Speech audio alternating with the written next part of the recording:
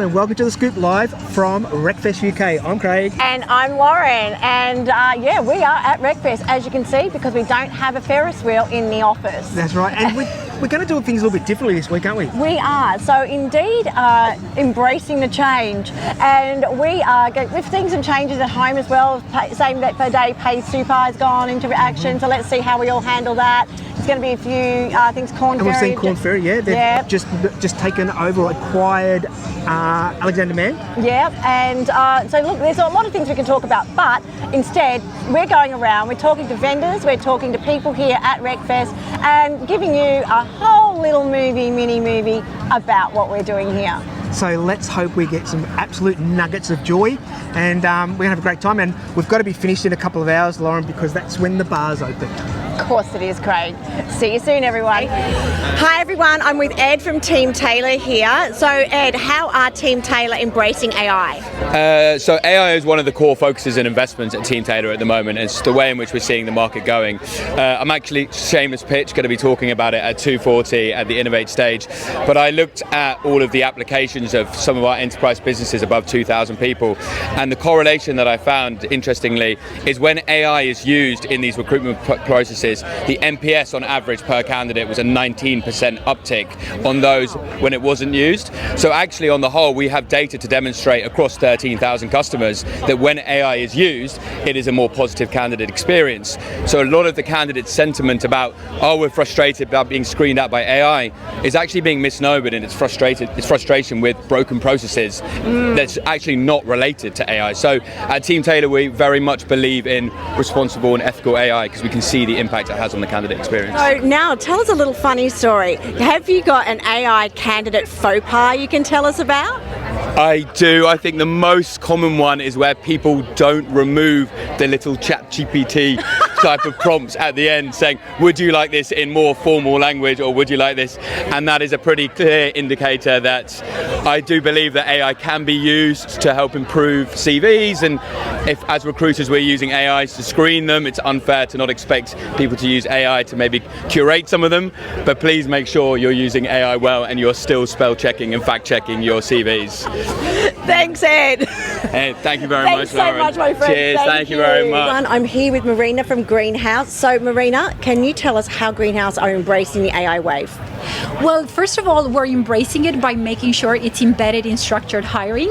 AI without structure is chaos, so we make sure that structured hiring is at the foundation, and then we have flexibility, permissions, and accountability on top of that. And can you tell us an AI candidate faux pas story? We see quite a few. We see maybe, motivation letters where you have the little ChatGPT notice, sure, here's a motivation letter for this particular role. So as long as you review it and there's still a human in the loop on the candidate side as well, we're happy to forgive them. I'm with Chris from Page Up. So Chris, tell us how Page Up are embracing the AI wave. So we're looking at this in a very conscious way. So we're trying to make sure we introduce AI that only further optimizes and enhances the human. So our philosophy is around purposeful and ethical AI. So it's looking at, when we think about how we can empower someone to make a smarter decision, what's the information they need at their fingertips at pace to be able to make the right decision, but also make sure that we're giving them all the information to make a very inclusive and appropriate decision when they're building their talent pools. So can you tell us about an AI faux pas a candidate has made? Yeah, we're seeing, I guess, two big challenges. The first one is candidates using AI tools to do mass applications where there's huge volume, but actually the quality is a real struggle. And you end up in this, ironically, a situation where we're hearing scenarios of AI vetting AI in terms of application versus then the kind of shortlisting process. But the bigger challenge I think that we're all tackling now is fraud. So when people are using AI to either misrepresent a skill set or even misrepresent themselves in an application process, to the point of someone turning up on day one that isn't the person that even completed the application and the interview process. Everyone, I'm here with Ewan from Willow. Now, tell us, how is Willow embracing the AI wave? That's a great question. So I was just speaking to some of the customers over here.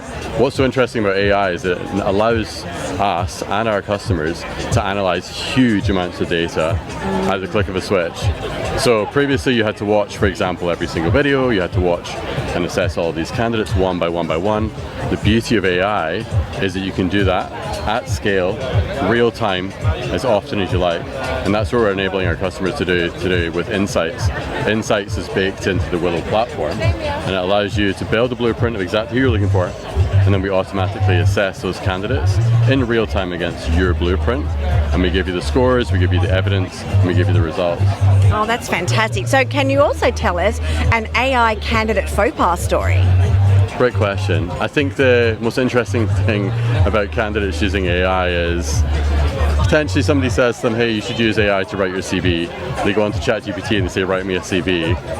And then they forget that they actually need to prompt it and give it instructions. So it just looks like a generic CV.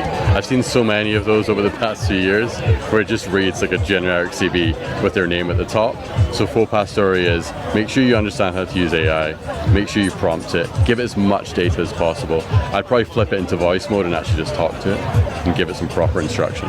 Some great advice there, everyone. Thank you. Everyone, I'm here with Jim from Ashby, a bit of a catch-up. We haven't seen each other for a year, my friend. So I've got a question for you. How are Ashby embracing the AI wave? Front and center, really. If you look at the customers we have, OpenAI, Sierra, Lovable Cursor, we have to be at the forefront of how TA is embracing AI. We have Agentic AI launched, our MCP is now launched as a beta just this week for all of our customers, and the concept of using AI to supervise AI, the compound impact of AI running in series, it's just astounding me, the productivity gains that our customers are having, my team are having. And I sat all my folks down in a room in San Francisco a couple of weeks ago, and they were all talking about their use cases, how they're building agents.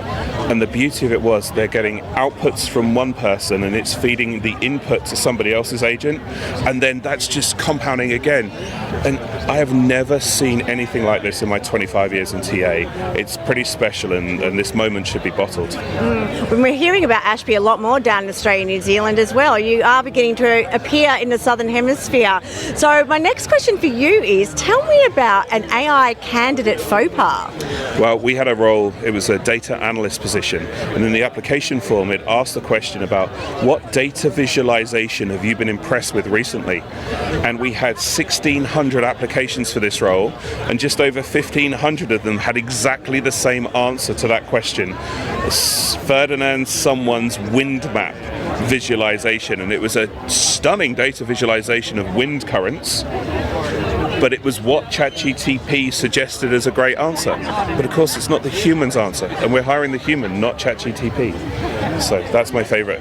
That is a great example, So don't trust ChatGPT, everyone. Don't use it as your answer to try and differentiate yourself, because you become the same and then you don't get the job. Thanks, Jim. And we're here with Sile from MetaView, who you probably remember a few years ago had a tiny little tent in the middle of the field, and now massive, massive company. So, Sile, tell us how MetaView have embraced the AI wave. I mean, for us, we've always had AI at the core of how we work. And how we build the company, to be honest. When we started MetaView, we had this sort of core idea that if you could actually make use of all of the unstructured data in hiring, and a lot of the unstructured data in hiring is essentially the conversations recruiters are having with HMs, the conversations recruiters are having with candidates, the emails back and forth, the Slack threads, that's all the unstructured data that AI really relies on to be effective. If the AI is not aware of all of that context, it can't actually do the job as well as you need it to. And so our strategy has always been figure out a way to harness that unstructured data and then use AI to help you with your workflow. So I can't really sort of point at a particular part of the product because the whole company is built around that thesis, but yeah, very much at the heart of it for us. So you guys started just as an AI note taker, and now where are you at? So now we have a full suite of agents on the platform. We help really soup to nuts in the recruiting process, whether it's finding people on the internet, reviewing your inbound applicants, interviewing folks, running reports against your interview process to understand how you can improve things. We have agents for every step of the process, and obviously more to come. Yeah, I just watching you you guys grow has been a phenomenal watch. And also, we're hearing you mention more in conversation in Australia and New Zealand now as well, which is a really good move. But tell us about an AI candidate faux pas story. Yeah. So we've actually been. I hope I don't sort of hope people don't see this, but I hope some people do. Just not the people I'm about to talk about. We've been hiring. Don't mention names, my friend. But we've been doing. We've really flipped in the last 6 months. We've flipped our hiring take homes to be like heavy expectations that you have to use AI to do a good job on this task. It's very clear within how the task is outlined. And now we've almost seen an increase, I would say, in the last 2 months of AI slop submissions, where clearly this is because the AI is now the general purpose AI is so powerful. You can almost just give Claude, ChatGPT, whatever it might be, the full prompt to the take home, and it can put out something that is decent looking. And if you don't actually run your eye over it, you think it's good. And then we get them into the room. The mock thing is that they have to then present this back to us, and they don't understand half of what is actually on the product or the sort of the collateral they've put together. Actually, in many ways, because obviously we understand the business far deeper, the core suggestions are like clearly incorrect. It's just like a nuance on the understanding that a human with the right intuition would have understood if they had looked at it. So that's the biggest one for me, is just when people come in and present to you something that they clearly can't stand behind. I'm seeing that more and more. And so am I. Thanks so much, Sile.